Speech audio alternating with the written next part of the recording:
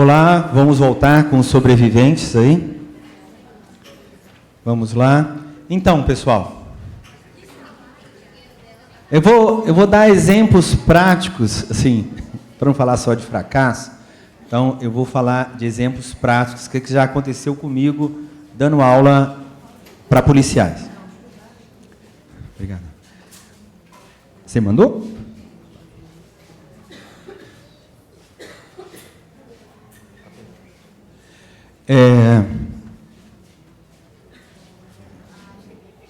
Por exemplo, uma vez era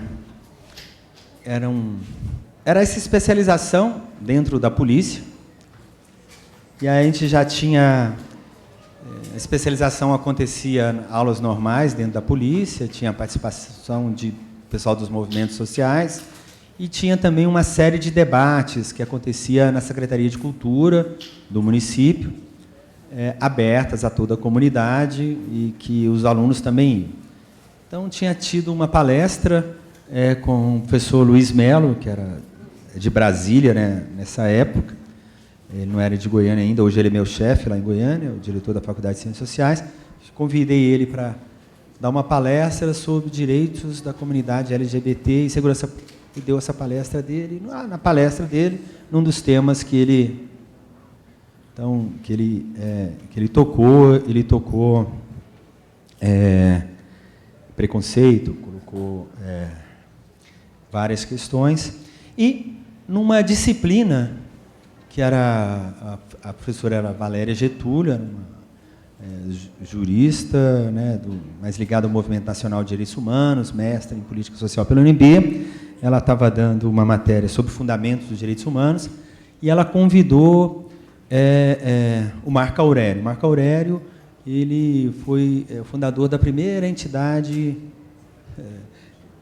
porque quando eu lembro do Marco Aurélio, eu quase mudo as letrinhas, né? Porque quando o Marco Aurélio foi a primeira entidade LGBTQIA+, mas nessa época era a comunidade, não tinha esse tanto de letrinha, chamava IPROSE, lá em Goiânia. Foi a primeira entidade que trabalhava a questão da dos direitos sexuais, lá de Goiânia. Então, o Marco Aurélio estava dentro lá da academia, fazendo essa discussão, né? E eu estava lá no fundo da sala de aula quando chegou um praça que estava fazendo a especialização. Ele falou assim: professor, eu queria falar um negócio com o senhor. Eu falei: não, pode sim. Eu passei as últimas 24 horas num plantão. O senhor viu que eu vim até armado, então eu vim direto do plantão para a sala de aula. Estou sem dormir há 24 horas. Aí eu falei assim: né, assim, o que eu posso ajudar? Ele falou assim: lembra aquela palestra do professor Luiz Melo? Eu falei: lembro. Lá naquela palestra, ele falou das pessoas que têm preconceito contra homossexuais. Isso, tocou nesse assunto. Né? E lembra que ele falou uma parte lá, professor, que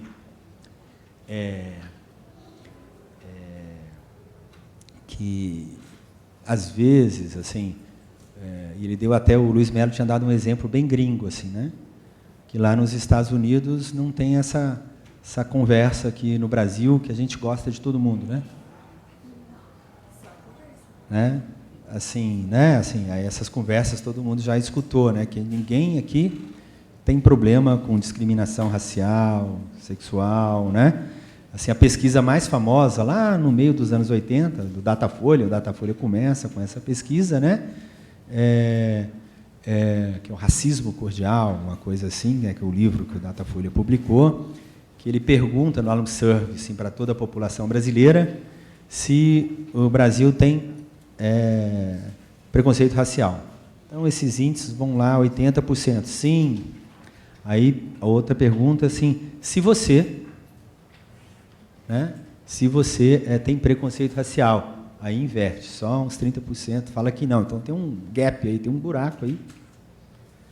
Né? A questão da homossexualidade, meu melhor amigo, aí vocês sabem, né? Então, assim, o Luiz Melo estava dando exemplo da sociedade norte-americana, que falava assim que lá não tem esse problema de não gostar. mas você tem que respeitar. Assim, uma cultura, né? Eu não gosto, não quero conviver, mas se a pessoa entra no meu comércio, vai fazer uma coisa, eu tenho que atender da melhor maneira possível. Eu não preciso proclamar afetividade. Eu tenho que respeitar a cidadania. Né? Tanto o nosso racismo cordial falha, quanto essa perspectiva gringa lá falha, mas estou falando caminhos diferentes para construir a cidadania. Né? Lá não se precisa fazer essa declaração de falso afeto. Né? Então, então, voltando lá ao Praça, ele falou assim, pois é, professor, eu descobri nessa palestra do professor Luiz Melo que eu tenho preconceito contra homossexual. Eu falei assim, sim, mas assim, o que eu posso te ajudar? Ele falou assim, não, professor, é o professor Marco Aurélio. Assim, pois é, professor, eu estou com muita dificuldade de assistir a aula do Marco Aurélio. Porque o Marco Aurélio, né, assim, primeiro militante LGBT, assim, institucionalizado, né? Então, o Marco Aurélio, assim, parado no ponto de ônibus, é gay, né? Assim, não tem jeito, né? Assim, então, e dando palestra, né, na sala de aula. Então, ele falou assim, então, professor, eu descobri isso com esse curso. E eu vim desse plantão. E eu estou com muita dificuldade.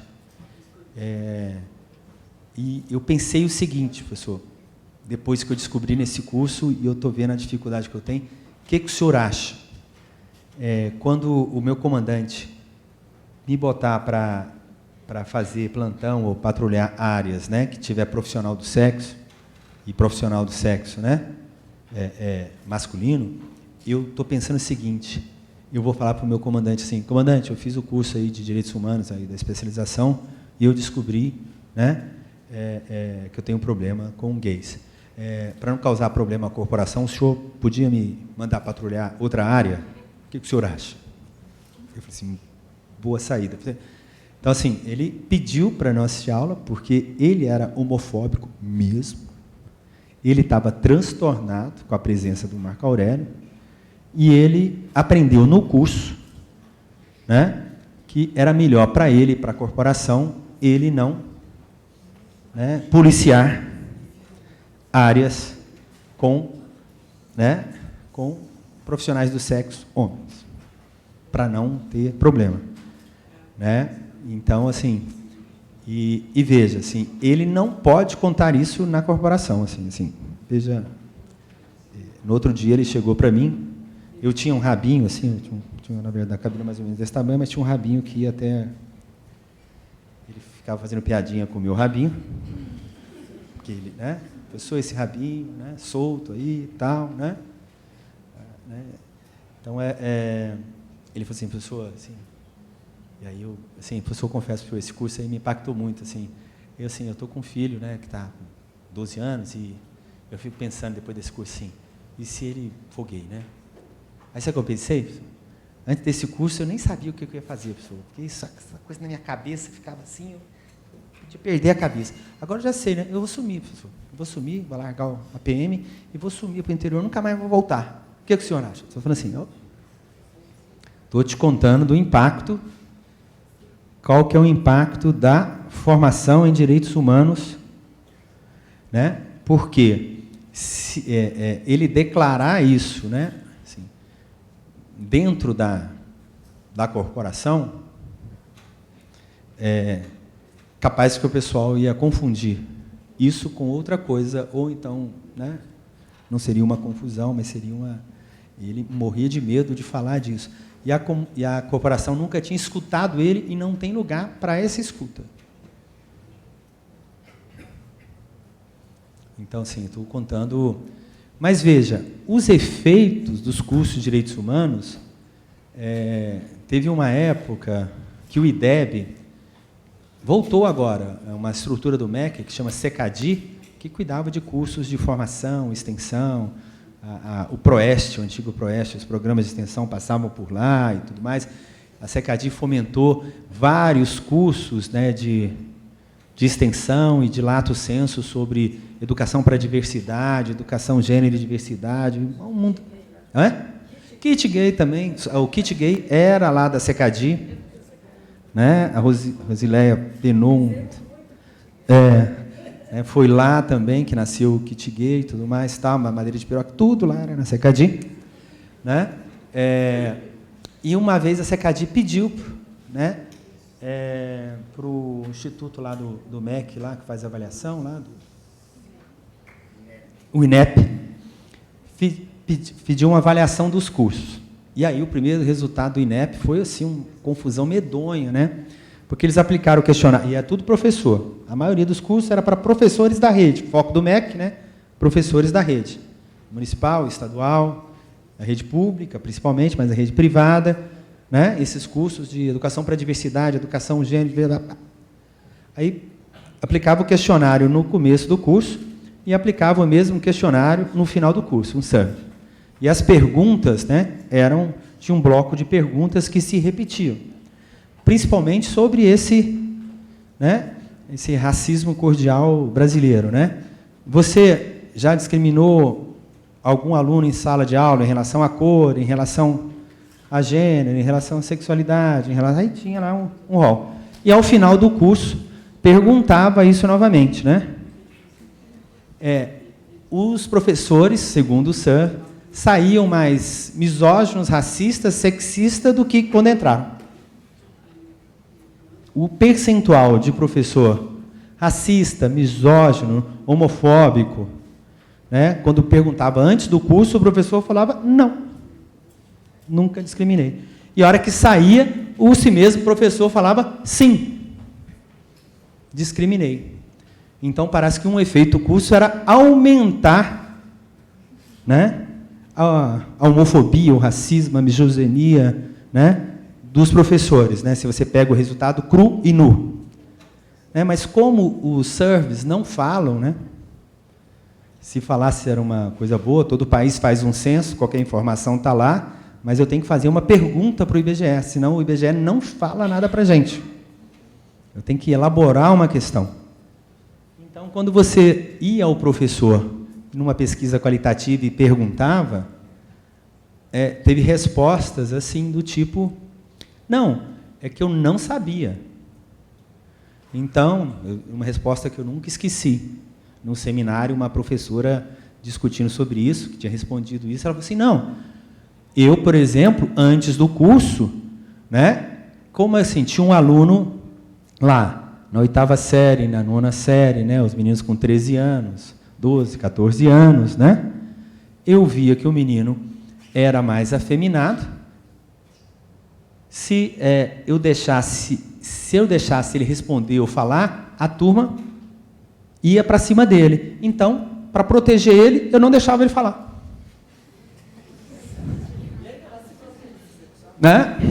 Não, estou falando assim, e ao final do curso, ela descobriu que isso era discriminação.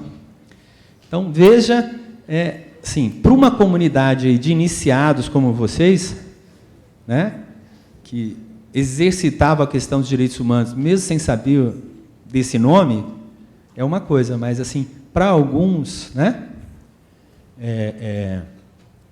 assim, para alguns segmentos que a gente dá aula de educação em direitos humanos, de educação para a diversidade, o efeito curso, o primeiro efeito é esse, assim, o cara, a sinapse faz, assim, como dessa professora. Né? Era uma professora que tinha uma prática, né, homofóbica. Ela, na cabeça dela, ela não silenciava, ela protegia. Como diz a Ângela aqui, ela, no fim das contas, ela estava protegendo ela mesma. Né? Então, veja como é que essas coisas são muito difíceis, imbricadas. Por quê? Porque nós não falamos do éter. A escola,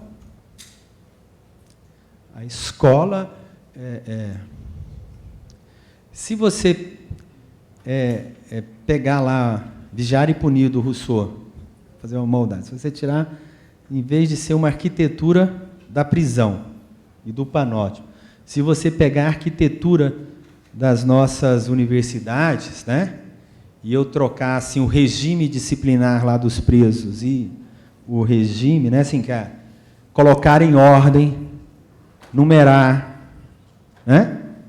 Então, assim, se eu fosse professor de vocês, ao final da primeira semana, eu posso mandar um recado, assim, posso mandar um bilhete para a Amanda. Que curso você faz, Amanda? Odonto. Posso mandar assim, fosse professor lá do Odonto, depois de uma semana dando aula para a Amanda, eu posso pegar um motoboy, que nem conhece a UFMG, eu posso falar assim, quero que você entregue isso aqui, ó, a prova a nota da Amanda, quero que você entregue a nota da Amanda lá na UFMG. Mas aonde? Prédio tal, sala tal, terceira fileira no fundo ou na frente.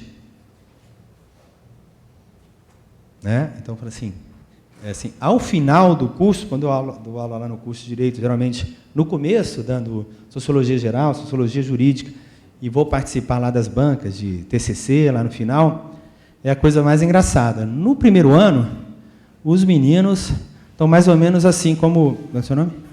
O Daniel. Cabelão, barbão, né, uns de brinco.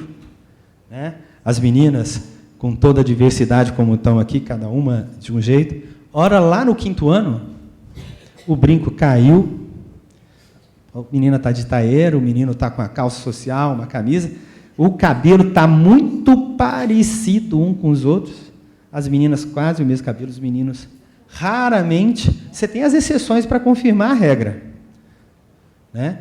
Mas isso acontece então, assim, é uma instituição que dociliza, disciplina, enumera, enquadra. Né, se a gente tirar ali, né, porque o texto da prisão é cru e nu, né, é a verdade crua e nua, mas é só pegar Bourdieu e Passeron que ele vai explicar que não tem evasão, né, tem expulsão dentro das nossas instituições. Então, veja assim, elas não estão no éter, nem a universidade, nem o Ministério Público, nem muito menos as polícias. Muito menos as polícias, né? Então, assim, como eu estou esperando, assim, vocês tomaram um lanche, estou esperando, como é que a gente sai dessa... Quem quer arriscar? Como é que a gente deve proceder? Olha, aqui vocês estão diante, né, de uma cátedra de direitos humanos, com professores de diferentes países, diferentes estados do Brasil, diferentes países da América Latina, e as ideias de vocês aqui vão impactar pelo menos essas instituições. Então, por favor, caprichem aí como é que a gente sai nessa sinuca. Como colocar, né, as polícias a serviço da polis.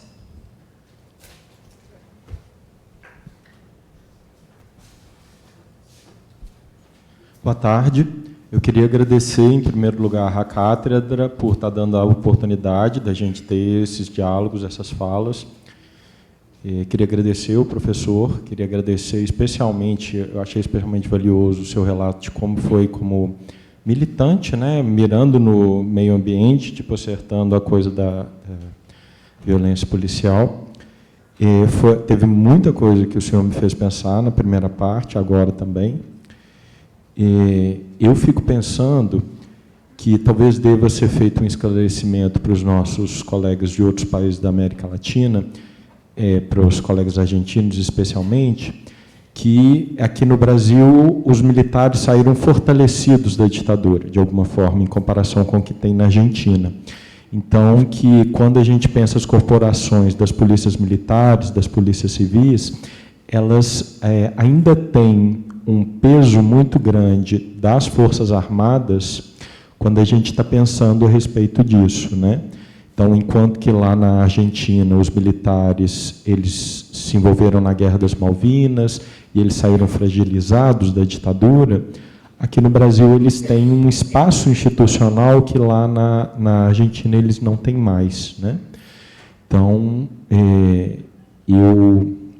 eu penso que essa talvez fosse uma primeira diferença, né? Pensar a história, pensar a trajetória diferente. Não é muito uma resposta, mas talvez seja um indício. Eu fico pensando, eu tenho uma tia que é delegada de polícia, da Polícia Civil, lá de Brasília, ela foi delegada corregedora, e ela é daquele catolicismo mais progressista, mais tocado pela teologia da libertação.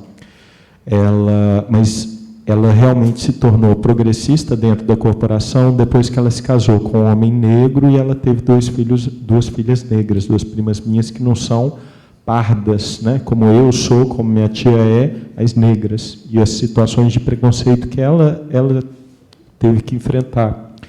E como que isso é vivido dela, leitora de Luiz Eduardo Soares, leitora dos autores de...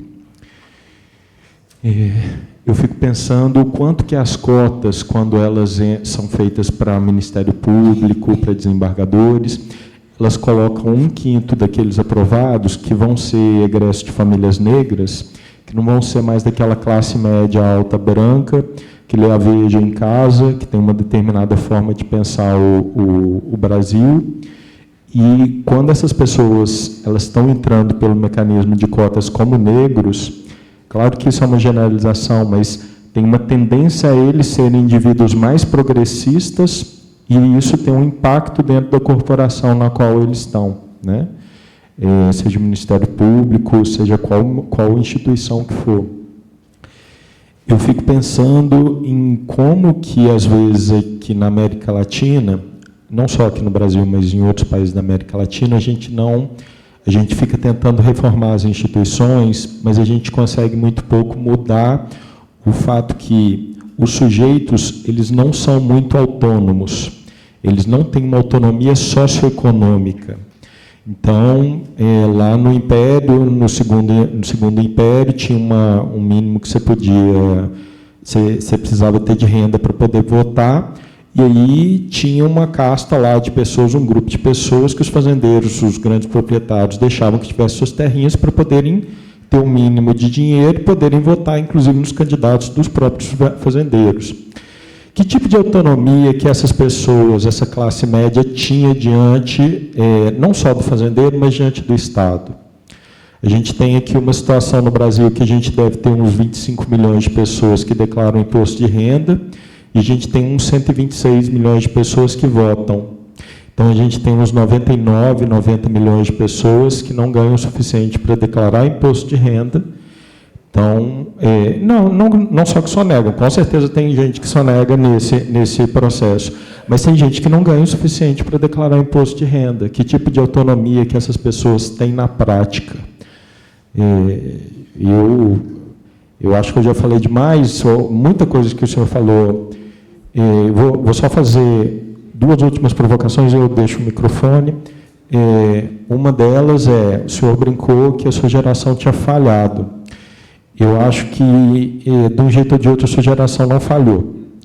Eu acho que a sua geração, infelizmente, também inclui gente como Bolsonaro, também inclui operadores como Bolsonaro, que são uma reação, que estão se organizando contra esse progresso que teve, contra esses avanços que teve. Então, tem uma série de temas que estavam difusos, que não apareciam como elementos organizadores do discurso político, e que depois que teve os avanços até 2016, aí eles se identificaram, aí eles se organizaram. E essa é a última, prometo, que tem aquela ideia do Silvio Romero, que a gente, quando está falando do Brasil, a gente sempre tem de ir para os 2 extremos. Ou o Brasil é o melhor país do mundo, o país com maior potencial, com as mulheres mais bonitas, o país em que se plantando tudo dá, ou que o Brasil é o pior país do mundo, é o país mais corrupto, que tem a pior saúde pública, que tem a pior educação pública, que tem a pior classe política, que todo mundo é corrupto. E o Silvio Romero falando lá no final do século XIX, olha, tenta estar consciente disso, tenta descrever o que você está vendo e partir de onde que você está. Tenta não fazer esse julgamento de dizer, olha, a gente perdeu tudo. Eu concordo que a gente viveu desde 2016, não desde 2018, mas desde 2016, uma série de fracassos. Enfim, muita coisa que eu queria falar mais. Muito obrigado, professor. Queria agradecer mais uma vez à cátedra.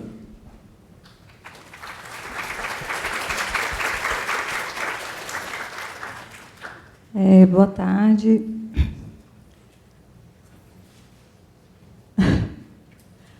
Obrigada, professor. Eu vou sair daqui muito enriquecida completamente. E como o senhor falou da Dona Teresa, e aí eu vou pegar lá da Dona Teresa, mas eu não vou ser longa, não.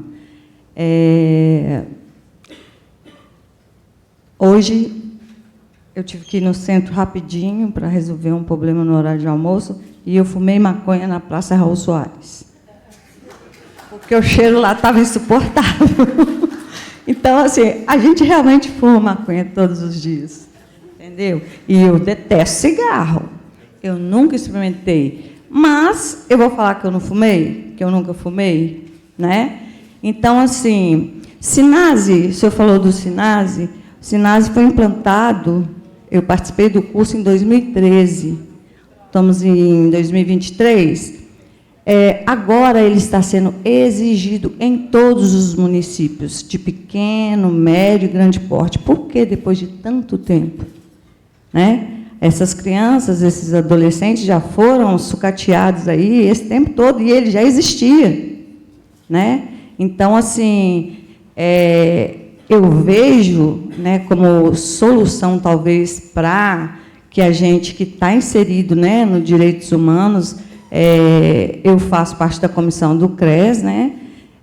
Sou assistente social, trabalho no ICRAS, de pequeno porte, então, quer dizer, e o nosso município ele tem comarca, então, quer dizer que tudo que acontece lá, a gente é que tinha que resolver, porque a gente não tinha CREAS, e os CREAS não são regionalizados, né? Até a secretária arrumar uma equipe, mesmo que mínima, mas para ficar com o especial, para a gente poder tipo, respirar.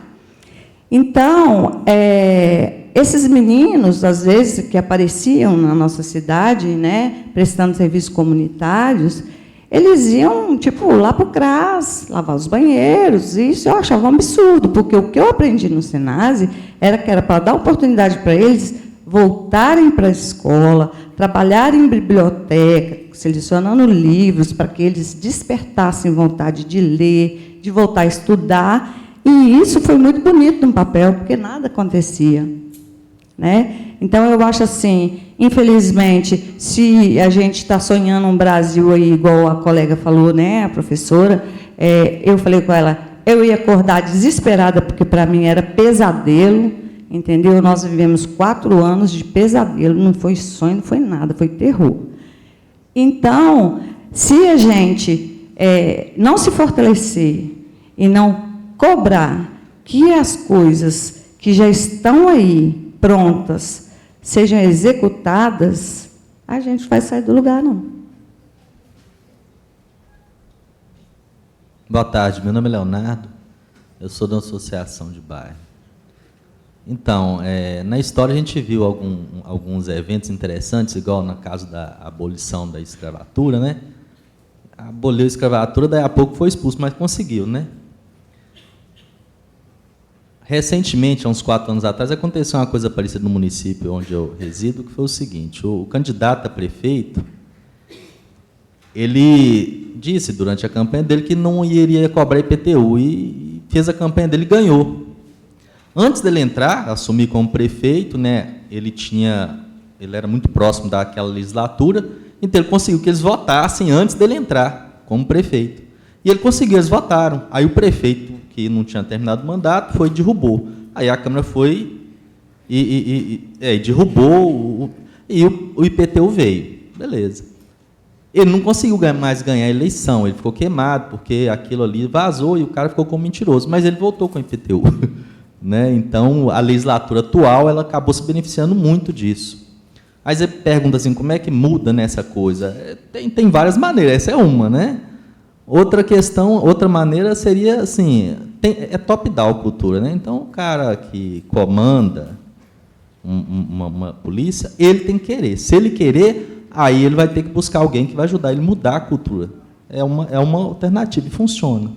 Agora, a maneira como a gente aqui dos direitos humanos, a gente às vezes faz, tipo assim, a gente muitas vezes quer uma negociação, quer chegar em algum ponto, E, às vezes, não é nem uma negociação, a gente quer impor, né, para a polícia uma maneira, assim, tem que ser assim. E a gente não reconhece quem são eles, porque, da mesma maneira que a gente fala que tem avanço no direito humano, eles também têm... Eu duvido que eles não pensem que, para eles, também tem avanço e retrocesso. Né? Então, eles têm todo um orgulho. Se a gente bater de frente muito forte, essa igreja que a gente... Né, a maior parte do cristianismo, né, até Constantino, parece que eles matavam cristão demais lá e não tinha jeito, aparecia mais e mais aquele negócio todo, enquanto eles não falam, não, então vem para cá, porque não tem jeito de acabar com esse povo. Então não adianta, assim, sabe, a negociação, se você não reconhecer o outro lado, eu acho que não, é difícil, não chega em algum lugar. Vou ali e volto. Vamos fazer bloco de 5 e...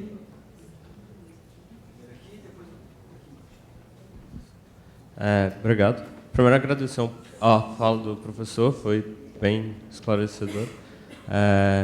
Eu acho que o que eu estou fazendo é um pouco diferente do pessoal. Eu sou estudante de engenharia e aí a gente tem esse problema de ser, tipo assim, focar numa coisa e querer resolver o problema de qualquer jeito. E, igual você falou do problema das polícias, é um problema muito complexo, e o que eu enxergo como solução é um pouco de tentar repensar isso, que o policial ele não tem que ser um profissional igual o que é vendido para a gente hoje, de ser um profissional extremamente durão e que ele vai e ele resolve os problemas na força, e isso não é um policial. O policial teria que ser um profissional de cuidado, de conversar, de ser quase um assistente social. E eu tive a oportunidade de algumas vezes ver um amigo meu que era policial civil resolver alguns problemas, assim, e esse cara era muito diferenciado por causa disso, porque ele conversava, ele era quase um assistente social. A gente estava muito nervoso com alguma coisa, ele desescalava a situação. E esse cara saiu da polícia, né, porque vai acontecer na vida, mas você vê que, tipo assim, quando a pessoa é diferente ou tem uma abordagem diferente com as coisas, ela acaba se frustrando lá dentro também, porque acaba sendo coibido esse tipo de coisa, esse tipo de comportamento quando vem ajudar. Então, acho que passa um pouco por aí, da gente tentar construir algo de cuidado, não de segurança, de vigiar e de punir. Mas eu não tenho a menor ideia por onde começar a fazer isso. Aqui mais duas. Boa tarde, meu nome é Luiz. É muito engraçado, até a pergunta que o professor fez, porque eu acho que, antes de pensar em como resolver o problema, é legal a gente dar uma olhada na origem do problema. Porque no Brasil, a gente tem a mania de romantizar ato de violência e falar que é para segurança. Antes, a gente tinha Capitão do Mato, que a história tem a mania de colocar nome bonitinho para coisa que realmente era. Capitão do Mato não passava de sequestrador.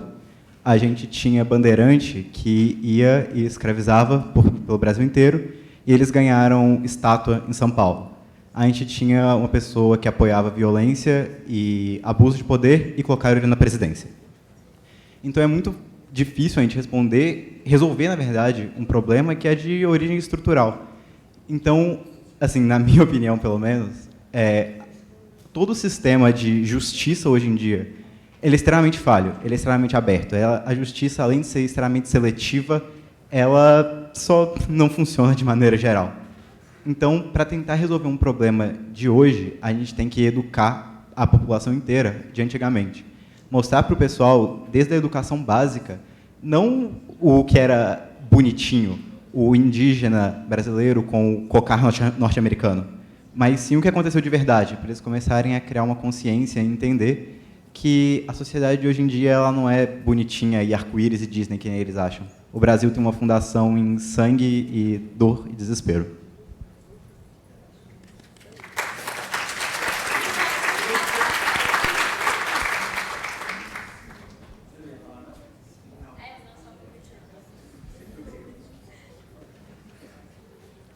Boa tarde.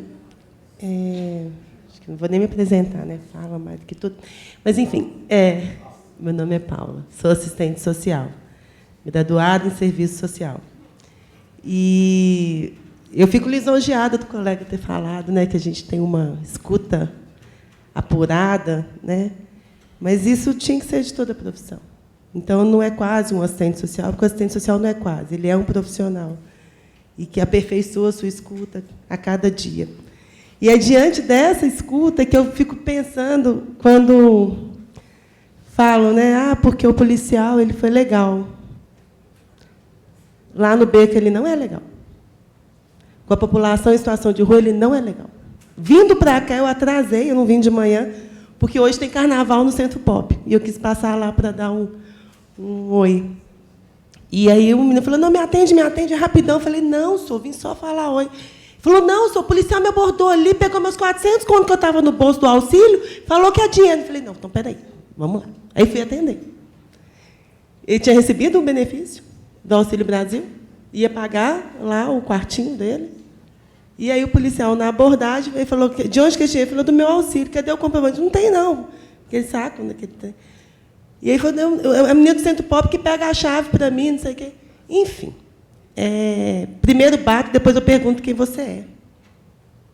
E é assim que funciona. E é assim. E eu tenho colegas que são maridos de colegas minhas, que são policiais, sargento, tenente, sei lá o que é. E que quando ela fala assim, não, mas fulano, você vai vir aqui em casa, mas pelo amor de Deus, não começa a falar dos pretos daqueles tem que você começa a falar, não, que Felipe vai ficar nervoso. Ou então, não, você vai vir cá, mas aqui não toca naquele assunto, não. Aí eu nem vou. Então, como é que a gente resolve isso? Começa lá atrás. Começa na formação, no processo seletivo deles, na formação que não precisa te provar para eles que você chegar, que vocês vão botar terror. Não tem que botar terror em lugar nenhum, não. Inclusive, eles são pagos com dinheiro público. Eles trabalham, na verdade, eles trabalham para uma sociedade que precisa, sim, de uma segurança, mas não dessa segurança que escolhe quem que ela vai proteger. São diversas situações. Da minha bolsa ser revirada chegando em casa, do meu carro ser todo vistoriado porque o adolescente estava amarrado no chão. Eu falei, por que vocês estão amarrando ele? Porque vai fugir. Fugir com essa questão de fuzil aqui? Não acho que ele vai fugir, não. Mas, enfim. E aí a gente, né, os defensores dos direitos humanos, a gente bota a cara lá. Fala, não, peraí. Primeiro, né, aí você cita a lei, e aí você fala, e aí você conversa. Quem é que está, né, na direção aqui dessa operação? Bom, sargento, meu nome é fulano de tal, trabalho... Cachorro latiu do mesmo tanto. Sabe, assim, a gente se sente, quando se trata da segurança pública, eu digo isso, assim, eu converso com o promotor, com o desembargador, e sou super respeitada. Eu vou conversar com um soldadinho que acabou de entrar lá na Polícia Militar e me trata como se eu fosse um lixo. E aí, né, mulher preta, né, já fala mais assim, pronto, acabou. Daqui a pouco está algemado por desacato. E ponto. E é levada para o desacato e tem que ir na rede social falar, gente, pelo amor de Deus, socorre aqui que eu estou indo ser flan, porque não sei o quê. E é assim. E a gente não tem voz. Como fazer isso? Bota a gente lá no meio da academia deles, na formação deles. Vamos levar eles para poder ver aquele menino que está batendo lá. Qual que é a história de vida daquele menino? Sabe? Vamos pegar essa pessoa que está em situação de rua. Moça, vem cá, fica aqui comigo uma semana aqui no Centro Pop. Escuta as histórias que eles têm para contar. E aí, sim, talvez, quem sabe, a gente consiga impactar, tensionar e mudar a forma que as pessoas que vestem fardas enxergam as outras pessoas que estão sem farda, independente da sua cor. E eu passei na sua frente. Desculpa, viu, Tamara?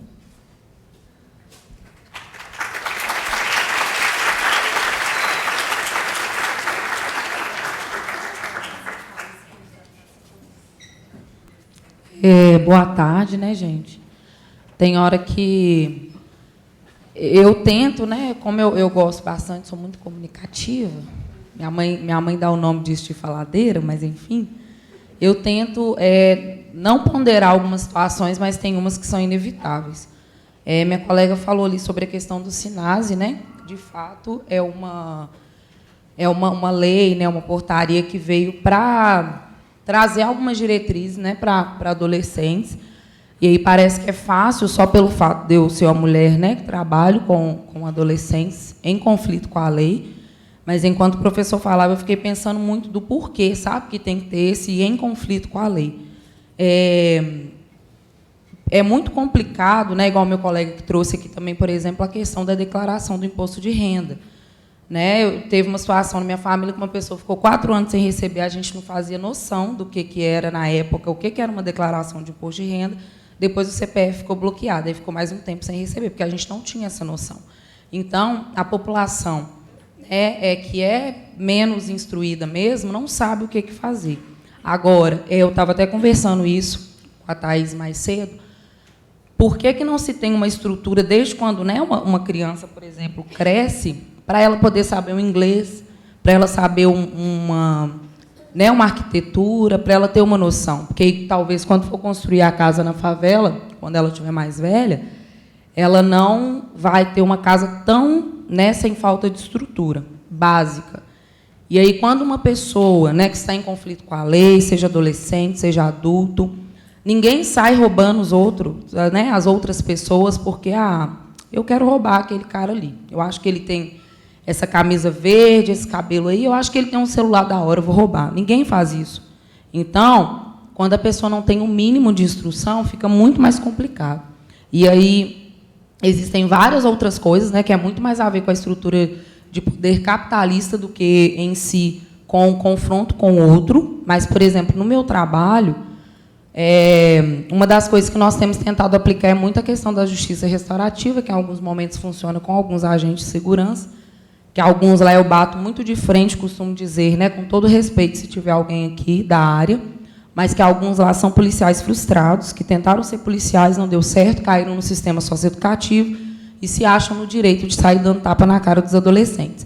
Recebi uma foto, tem menos de 30 minutos, do meu colega de trabalho falando que os 2 adolescentes de 4 que saíram nunca tinham andado de escada rolante. Então, assim, às vezes, para quem está de fora, é muito complexo, né? E fala assim, nossa, né, que isso? Não é possível que um menino de 17 anos nunca andou de escada rolante. Às vezes, não. Às vezes, ele não conseguiu nem acessar, né, um shopping. Então, é muito mais de tratar com as nossas crianças, né? De falar com uma criança de 2 anos. Olha, você, independente, né? Aí eu falo independente da cor. É falar que é uma criança, que ela vai crescer, que ela vai ter uma estrutura. Não iludi-la, mas é falar desde o nascimento, e isso faz parte, né, da nossa responsabilidade enquanto cidadão. E aí, respondendo de modo muito direto para o meu colega, engenheiro, eu, Tamara, eu não sou quase médica, porque todos os dias eu aplico insulina na minha mãe e dou remédio à minha avó. E aí eu queria ler um verso de Luciene Nascimento, que é de um livro Tudo Nela é de Se Amar. O título é Neguinha Metida. Neguinha metida costuma ser aquela mulher que não passa despercebida, porque não está no ambiente para servir. Não ri de piada ruim, só para não fazer desfeita. E sabe a quem pertence o próprio nariz. Essa mulher é muito foda, e eu, né, termino a minha fala agradecendo mesmo, porque isso aqui é um espaço, né, do qual a gente expõe, fala, aprende. E é muito bom, né, estar aqui essa semana com vocês, estar aprendendo um pouco mais. Obrigada.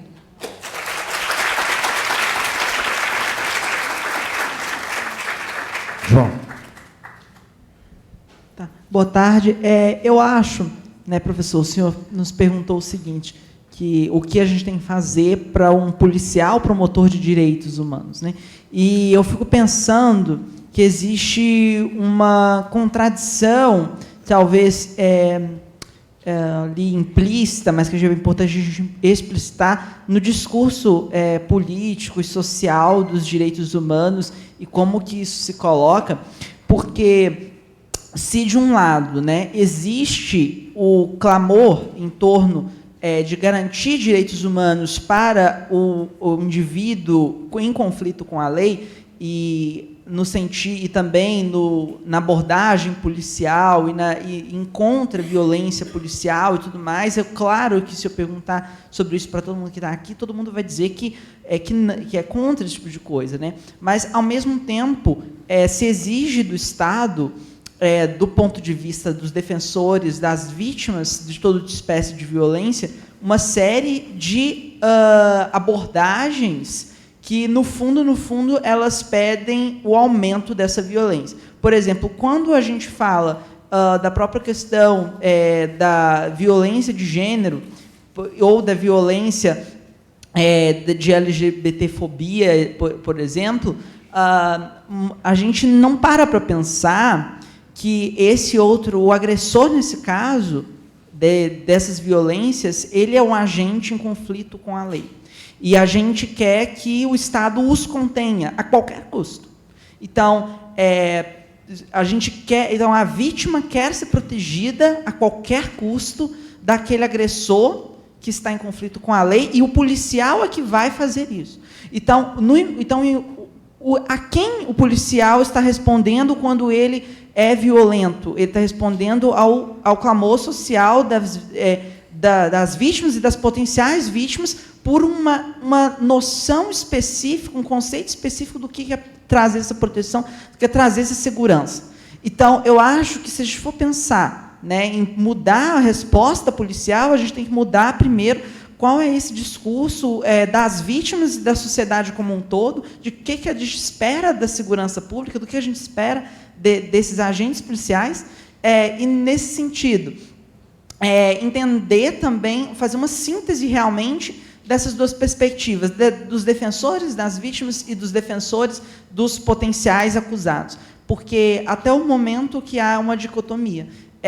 Então, nesse aspecto, simplesmente incluir a noção de direitos humanos nos currículos formativos dos policiais se torna inócuo, porque porque o aprendizado não se dá num momento da sala de aula simplesmente, mas é um processo contínuo. O que adianta o professor chegar lá, fazer uma aula maravilhosa, expondo todas as questões de direitos humanos, direitos das pessoas em situação de privação de liberdade, etc, etc, etc, e depois, quando esse cara chega em casa, ele liga a televisão, ele conversa com os seus familiares, com as suas pessoas que estão ao redor dele, e ele escuta uma expectativa contrária. Não, tem que matar mesmo, tem que conter a qualquer custo. Ninguém está... Então, assim, é preciso mudar o imaginário, o discurso e a cultura, né? E eu acho que isso pode começar, sim, pelos movimentos sociais, de deixar sempre explícito qual é a nossa expectativa e qual é a nossa demanda por proteção da vítima, e como que isso deve se dar, né? Não é a qualquer custo e não é de qualquer jeito. Obrigada.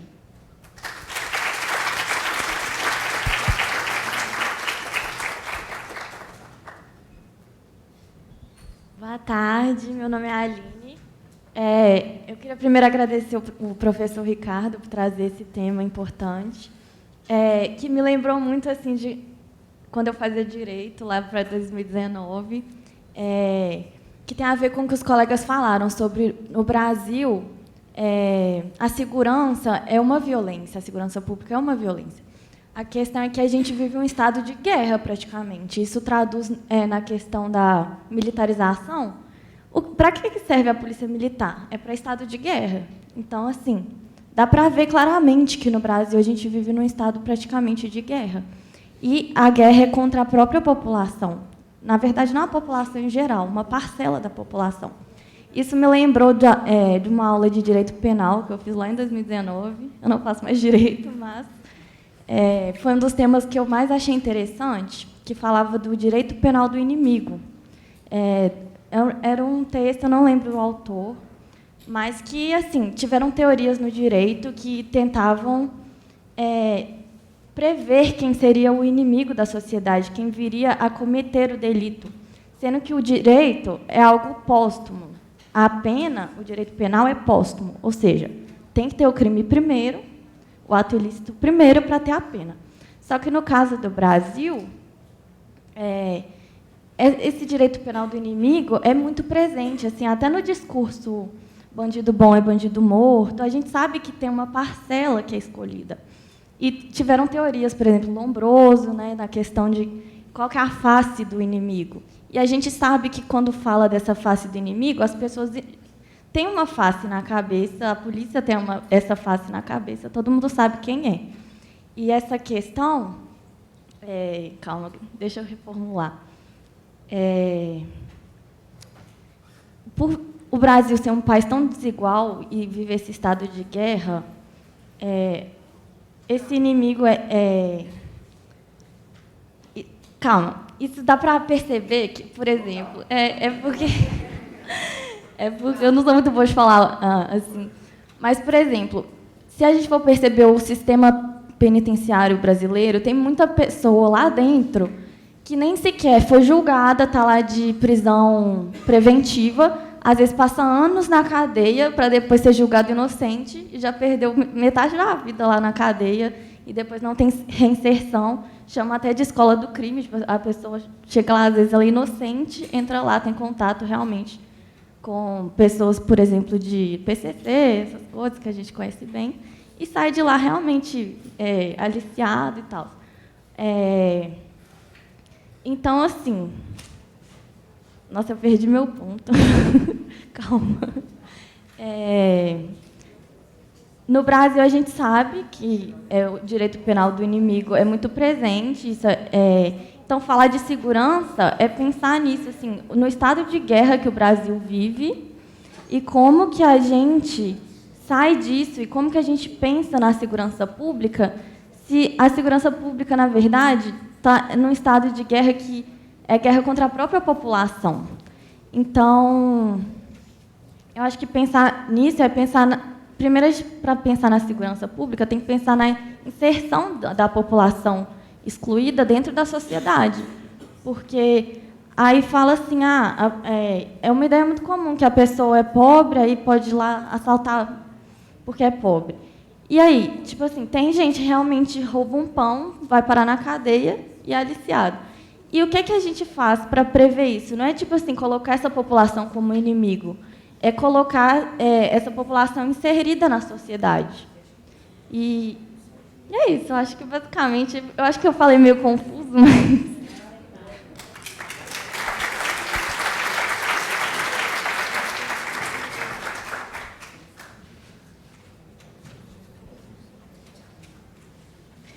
Oi, meu nome é Ana Júlia, eu sou estudante de psicologia aqui da UFMG e eu realmente acho que essa pergunta é muito complexa porque envolve uma solução muito grande, envolvendo toda a sociedade de um modo geral, sabe?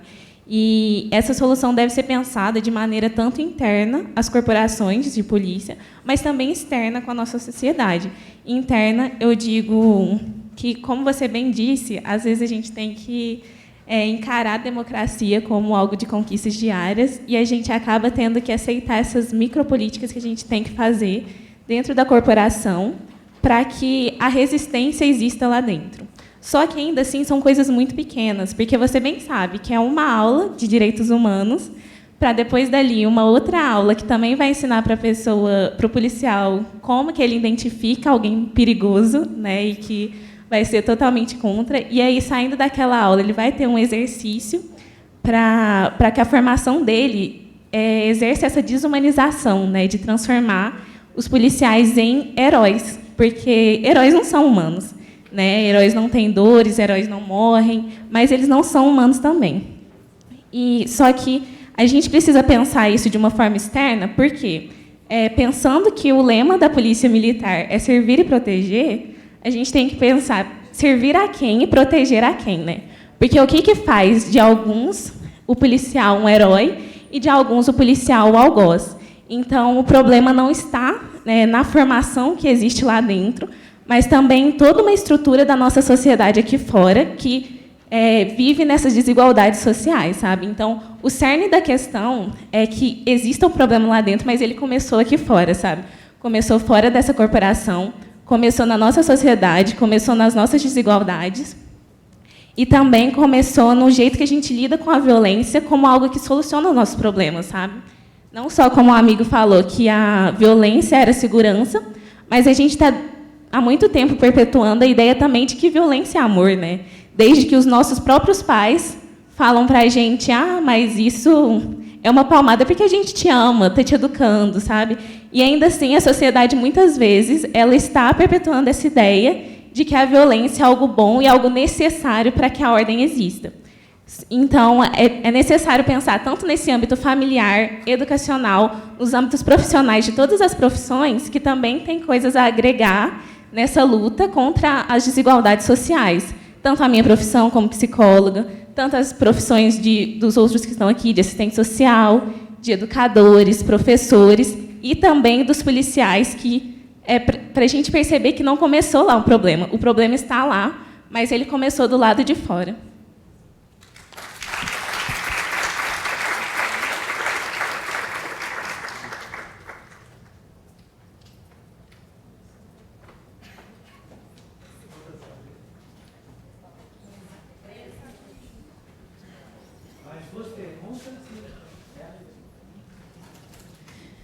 Ei, gente, boa tarde. Meu nome é Fernanda, eu sou assistente social aqui da universidade e também doutoranda no programa de Ciência Política aqui da UFMG. E aí, eu queria fazer uma provocação que eu tenho sentido falta nos nossos debates, sabe? Assim, e não se trata de defender nem o militar, nem a sociedade civil. Na verdade, é um apontamento enquanto ordem societária capitalista, assim. Eu fico pensando que as discussões dentro do capitalismo, elas são necessárias, mas é necessário a gente pensar em discussões que superem um pouco essa ordem, assim. Porque a luta não é contra o policial João ali, né? Porque ele foi formado para matar, ele foi formado para matar ou morrer. E ele é super funcional na sociedade capitalista. O capitalismo precisa dele e o capitalismo vai continuar colocando os policiais nesses lugares. A sociedade capitalista neoliberal que a gente vive, ela tira da educação, tira da saúde, quando explode tudo, ela coloca o policial lá na frente para segurar o que não tem como ser segurado, para barrar o que não tem como ser barrado. Então, tem um uso funcional da instituição polícia na sociedade capitalista, que vai continuar tendo se a gente não começar a discutir a superação dessa ordem. Então, não é contra o policial, então não é questão dos direitos humanos, isso tudo é importante, mas a gente precisa pensar em uma nova proposta de sociedade, em uma nova forma de produção, em uma outra organização que supere essas questões, para aí sim a gente conseguir discutir as instituições. Então, eu tenho sentido falta um pouco disso, a gente está muito fechado dentro do capitalismo, colocando uma instituição contra outra, quando, na verdade, não são as instituições, quando, na verdade, a gente tem uma questão anterior, né, que precisa ser discutida para a gente repensar essa sociedade que a gente vive.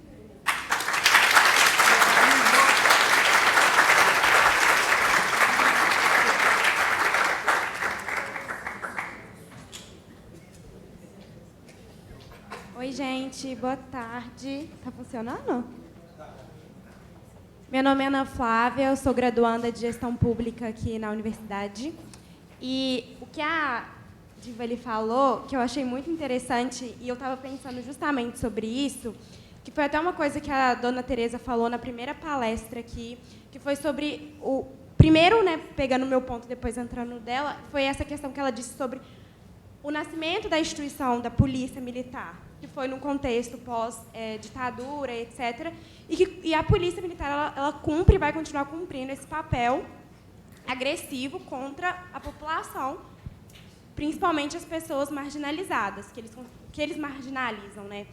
E o que acontece é que, no final das contas, eu acho que, respondendo a sua pergunta primeiramente, é que eu não vejo como seria, tipo assim, seria eficaz, sim, ter uma formação de direitos humanos dentro da instituição da Polícia Militar para poder garantir que os profissionais eles tenham uma certa noção e até mesmo para proteger eles e proteger a população que é mais vitimizada por eles. Porque hoje a gente tem a polícia que mais mata e mais morre em relação a outros países, aqui no Brasil, né? Só que eu acho que a existência dessa instituição, ela prevê isso, como ela disse. Ela foi criada para isso, ela cumpre essa funcionalidade. Então, sinceramente, respondendo a sua pergunta, eu não acho eu acho, aliás, que a única saída seria, nesse contexto, enquanto a gente não consegue pensar em uma nova sociedade, seria a desmilitarização da Polícia Militar. Gente, o pessoal já está olhando com cara assim de fome, né? Direito à alimentação. Eu só vou passar rapidinho, né, em relação a...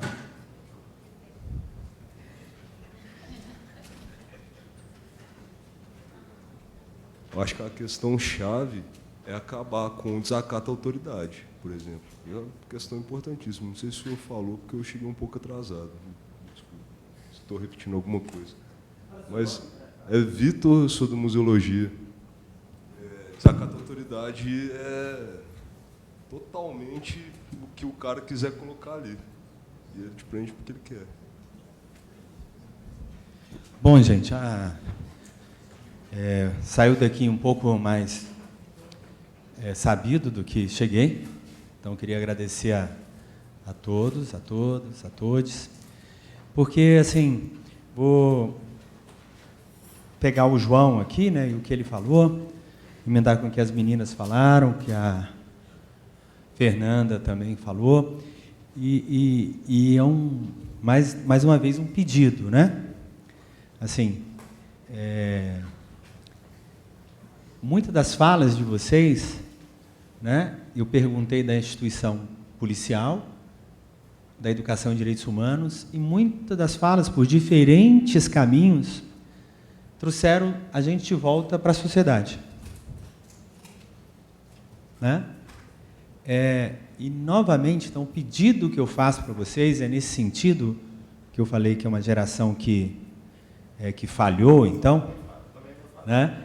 No sentido, mas não pode, né? Assim, veja, assim, aí eu vou ser bem bruto aqui, assim, né? Então, assim, se a minha geração tem alguma conquista, aí eu estou falando dessa calçada bem estreita que eu estou nela, né? Depois que eu saí da coordenação do movimento nacional, eu fiquei somente na universidade, uma calçada bem estreita da universidade, né? Se essa minha geração, se ela tem algum mérito, ela conseguiu abrir a universidade. A universidade que eu entrei era bem diferente da universidade da qual estou quase saindo. Tenho 30 anos de UFG, fora o tempo como estudante. Foi longo também. Então, assim, eu tive um colega negro no curso de Ciências Sociais inteiro, não era na minha sala, não. O Cleito. Só. Né? Se a gente falar nos outros grupos indígenas, LGBTs, trans, isso não era nem...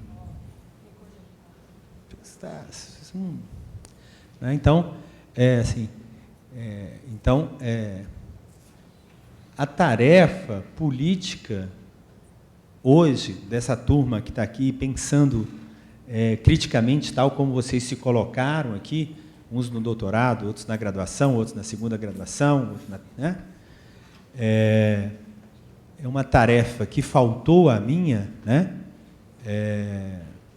Que é um compromisso político, talvez, né? Veja assim, um autor que eu gosto muito, estou aprendendo a relê-lo, né? Você não me cobrou eu só falei de homem eurocêntrico e do século anterior, né? Assim, mas um autor que eu estou lendo, por obrigação de ofício, eu acho que é um primeiro sociólogo paleo-decolonial, porque essa palavra não existia na época dele, que é o Alberto Guerreiro Ramos, sociólogo negro baiano, né? Que eu vou dar duas frases aqui.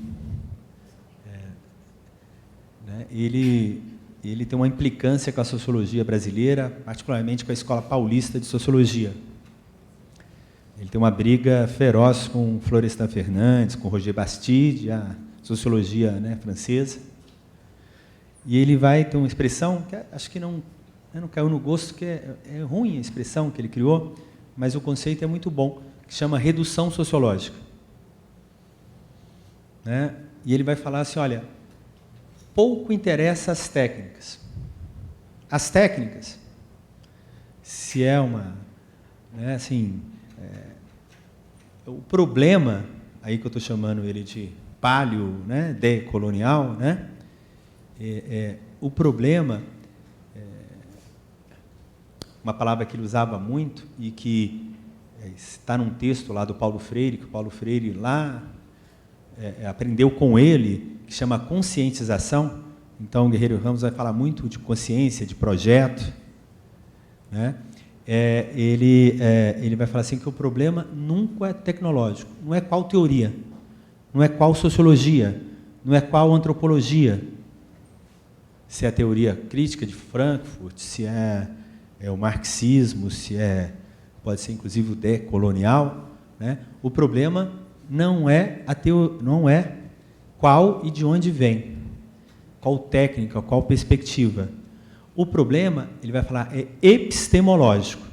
Aí ele está lá no decolonial. E ele vai falando assim que a maldição da sociologia, e é o texto dele, é essa herança colonial que nos persegue. Porque a gente importa as coisas sem filtros, né? Então, quando ele fala assim, o problema não é tecnológico, o problema não é a técnica, a tecnologia é epistemológico, está falando o seguinte: importa, né, é a construção do problema, como vocês fizeram aqui. Eu coloquei uma coisa e vocês construíram melhor o problema. E se a gente colocar, externar o problema, aí eu posso fazer a redução sociológica que eu quiser. Eu posso ler quem eu quiser. Eu estou livre. Porque a autonomia é a autonomia de declarar qual que é o problema que me interessa resolver. Aí está franqueado a gôndola aí das técnicas, dos diferentes caminhos, das diferentes engenharias que podem ser, mas eu tenho que anunciar o problema. Então, o problema de um país periférico, de um país com essa história, né, colonial, racista, escravocrata, machista, patriarcal, né, porque a gente, segundo o Guerreiro Ramos, vai com muita sede ao poste, né, e acaba reproduzindo aqui sem uma redução sociológica, né, que dê sentido a isso. E aí é uma crítica muito dura, né, epistemológica mesmo, a forma como a gente lida com o pensamento, né? Então, assim, quando vocês colocaram essa questão de uma... para mim é o que eu vejo nessa encruzilhada. Veja assim, a gente é duríssimo com o nosso diagnóstico.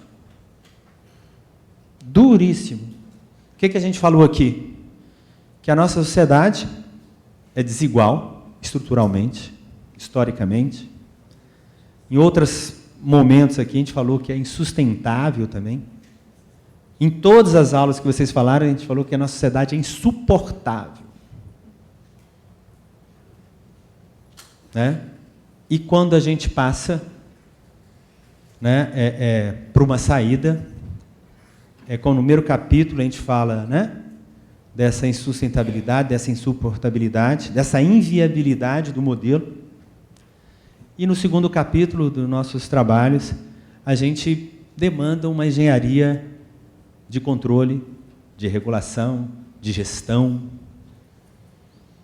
Então tem um buraco aqui, que aí que é o compromisso, que é a minha esperança em relação a vocês e com o pensamento crítico que vocês trazem a partir de suas diferentes trajetórias. Assim, a tarefa é essa, assim, tal como aqueles meninos lá, né, na Europa reinventaram o mundo, né, 200 anos do que ele se fez presente, né?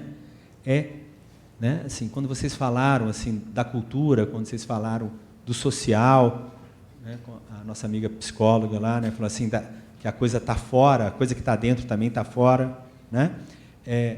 A gente tem que reinventar a nossa sociedade. A gente tem que e para isso a gente tem que imaginar ela novamente. A gente tem que imaginar um novo, pegando as palavras antigas, um novo contrato social, um novo pacto, né?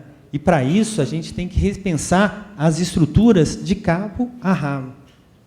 Eu, assim, talvez um erro, uma confissão aqui, que cada vez eu tenho mais presente, reformar as instituições pareceu pouco quando eu olho para o saldo. Então, talvez a tarefa, né, eu sei da urgência, né, eu brinco, né, dos efetivadores, né, eu fico uma brincadeira com os meus amigos mais bobianos, né, assim, do Norberto Bobbio, né, que ele tem um texto lá na década de direitos humanos, ele fala assim, do ponto de vista conceitual, estamos já consensualizados, está posto. Agora é brigar pela efetivação. E eu acho que muito da nossa derrota, com tudo isso que vocês colocaram, foi esse recuo nessa brincadeira de pensar direitos humanos, né? Desassociar essas duas palavras, que para mim estão juntas, pensar na efetivação dos direitos e deixar de disputar o que é humano. Então, quando a direita fala assim, direitos humanos para humanos direitos, ela repensa e dá um drible total na gente, porque ela redefine o que é humano. Ela não briga pelo que é direito. Ela reconceitualiza o humano como as meninas que já saíram ali, né? Que aí tem alguns que são inimigos, eles não podem acessar direitos, porque são inimigos nesse sentido, né?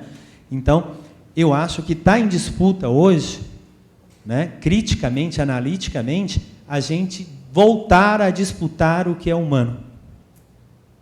Reconceitualizar o que é humano numa definição que caiba nós todos, nós todas, nós todes. E essa tarefa, né, ainda bem que a gente pode contar com vocês que vieram aqui no curso, na Escola de Direitos Humanos. Eu saio daqui mais feliz e mais convicto que a gente vai conseguir nos reinventar, porque nós vamos novamente reconceitualizar, pactuar, né, e colocar o nosso projeto de sociedade, né, no mundo. Mas, para isso, a gente tem que ousar imaginar esse outro mundo. A gente não pode mais não disputar, né, a ideia de humano, de um mundo, de sociedade. A gente tem que presentear a sociedade com uma construção desta, à lá Guerreiro Ramos, formulada por nós mesmos, a partir desse chão aqui. Então, queria agradecer a paciência de vocês com o Goiânia aqui. Muito obrigado. Foi um prazer estar aqui.